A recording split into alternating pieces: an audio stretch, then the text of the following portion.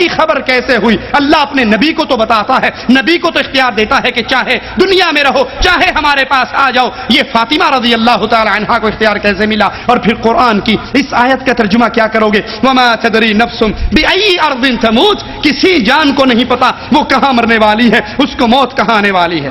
مولانا طارق جمیل سیدوں کی تعریف بیان کرتے ہیں، ذرا سننا۔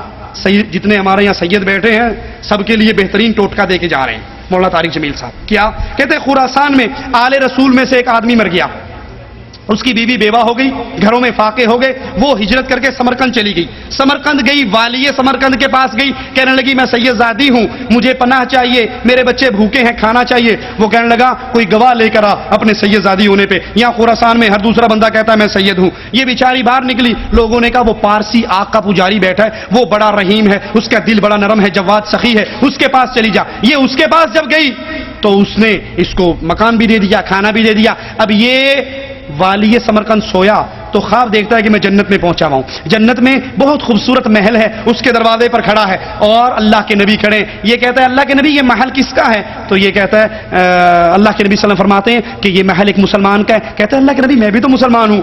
آپ نے کہا تو اپنے اسلام پر گواہ لے کر آ۔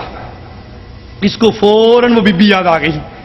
اللہ کے نبی نے یہ بھی کہا رات میری ایک بیٹی تیرے پاس آئی تھی تجھ سے پناہ مانگنے کے لیے، تو نے کہا تھا سید زادی ہونے کی گواہی دے، اور میں تجھے کہتا ہوں تو مسلمان ہونے کی گواہی دے۔ یہی اتنا دیکھنا تھا۔ یہ ہڑبڑا کر اٹھا اور اٹھ کے بیٹھ گیا، باہر نکلا، کہا لوگوں سے کہا وہ کدھر گئی بی بی، وہ سید زادی کدھر گئی؟ کہا وہ اس پارسی کے پاس گئی۔ یہ دوڑتا ہوا صبح صبح گیا، اس کے دروازے کو بجایا اور کہا جو منہ مانا انعام لینا ہے لے لے اور اس سید زادی کو میرے حوالے کر دے۔ اس نے کہا والی صاحب سودا دیکھ کر نہیں بیچا جا سکتا، میں جب تو خواب دیکھ رہا تھا، سنیے ذرا سنیے اور دایاں پاؤں دبائیے جھوٹ بولتے ہوئے نا، کہا جب تو خواب دیکھ رہا تھا سیم وہی خواب میں بھی دیکھ رہا تھا۔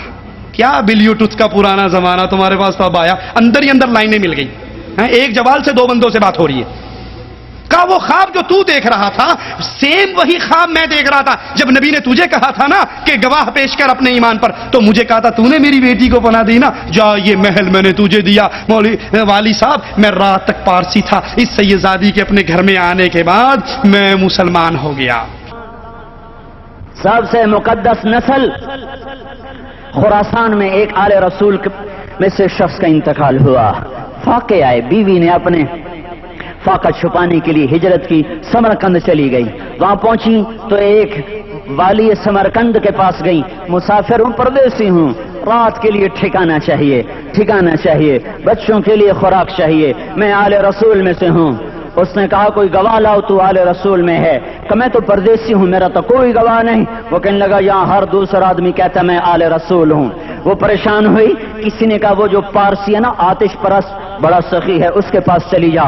اس کو جا کر بتایا میں آل رسول میں سے ہوں اور میں پردیسی ہوں، مجھے ایک دو رات کا ٹھکانہ چاہیے جب تک کہ میں اپنا کوئی روزگار نہ بنا لوں۔ اس نے اس کو گھر میں ٹھکانہ دیا۔ رات کو والی سمرقند نے خواب دیکھا کہ وہ جنت میں ہے اور ایک عالی شان محل ہے جس کے دروازے پر حضرت محمد صلی اللہ علیہ وسلم کھڑے ہوئے ہیں، اور یہ آ کر کہتا ہے یا رسول اللہ یہ کس کا گھر ہے؟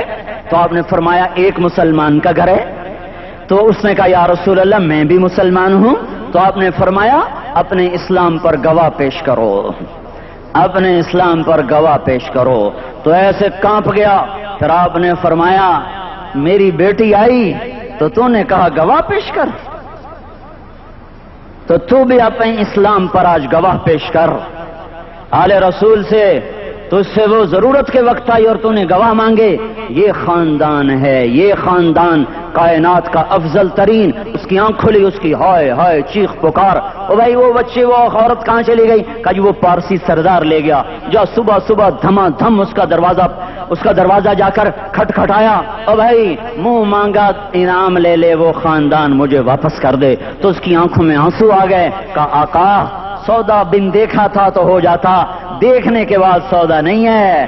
میں اس عورت اور ان بچوں کو پناہ دیتے ہی اللہ نے میرا دل کھولا، میں مسلمان ہو گیا، میرے بچے بھی مسلمان ہو گئے۔ میں شام تک پارسی تھا، میں سویا ایمان کے ساتھ، اور جس وقت تم خواب دیکھ رہے تھے اسی وقت میں بھی وہ خواب دیکھ رہا تھا۔ جب تجھے دھتکارا جا رہا تھا تو مجھے اللہ کے رسول کہہ رہے تھے یہ محل تجھے دیتا ہوں، یہ محل تجھے دیتا ہوں۔ ٹھیک ہے. اب سوچئے یہ جو خواب اس نے دیکھا یہ غیب کی خبر. ایک ہی سوال, اس پارسی کو جو رات کو مسلمان ہوا یہ کیسے پتا لگا کہ یہ والی سمرقند نے خواب دیکھا ہے؟ آپ کو خواب آئے, مجھے خواب آئے, غیب کی بات ہے نا, چھپی ہوئی بات ہے. جب تک اللہ نہ بتائے پتا نہیں لگتا. تو اس کو کیسے پتا لگا؟ اس کے بتائے بغیر اس نے کہہ دیا جو خواب تو نے دیکھا ہے وہی خواب میں نے بھی دیکھا ہے. تو یہ خبر اس کو کیسے ہو گئی؟ یہ اندر سے تاریں کیسے مل گئی؟ جھوٹ کے کوئی پاؤں نہیں ہوتے, جھوٹ کے قدم نہیں ہوتے. تو اللہ کے لیے ڈر جائیے. اے تبلیغ کرنے والوں, اے لوگوں کو دعوت دینے والوں, لوگوں کو شربت پلاؤ, زہر نہ پلاؤ.